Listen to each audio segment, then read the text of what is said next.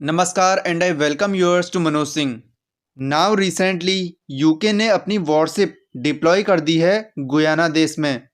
यहाँ पर बीबीसी का आर्टिकल है, UK to send warship to South America amid Venezuela tension.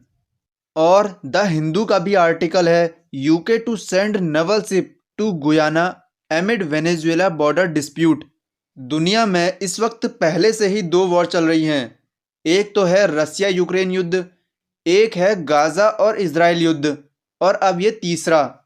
Now आगे बढ़ने से पहले मैं आपसे एक क्वेश्चन पूछूंगा, which continent has the largest coast line?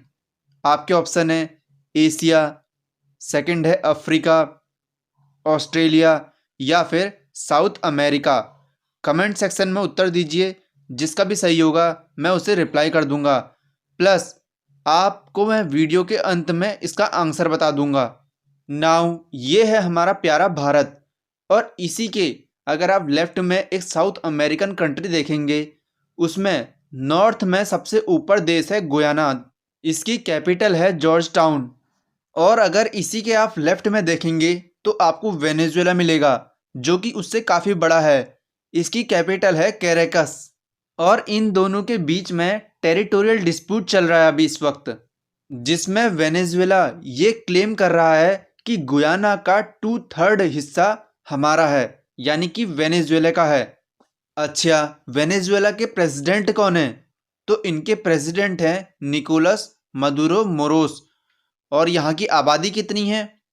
2.82 crore, यानी कि समथिंग 3 करोड़ के आसपास इनकी आबादी है।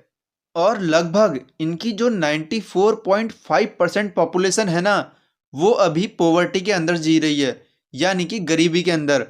और उसमें से भी 76.6% जो है एक्सट्रीम पॉवर्टी, यानी कि कुछ खाने को नहीं है उनके पास, कुछ पीने को नहीं है, कुछ इस टाइप का माहौल है वहाँ।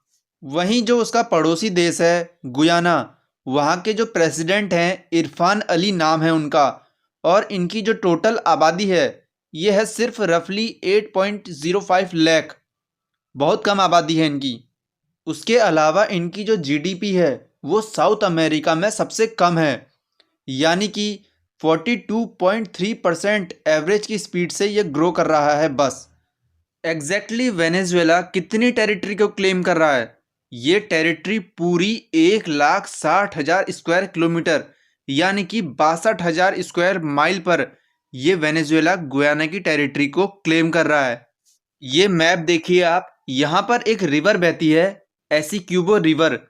इससे इधर की लेफ्ट की जितनी भी टेरिटरी है इसको वेनेजुएला क्लेम कर रहा है। सोचिए आप कि कितना बड़ा इलाका है ये जिसको वेनेजुएला क्लेम कर रहा है।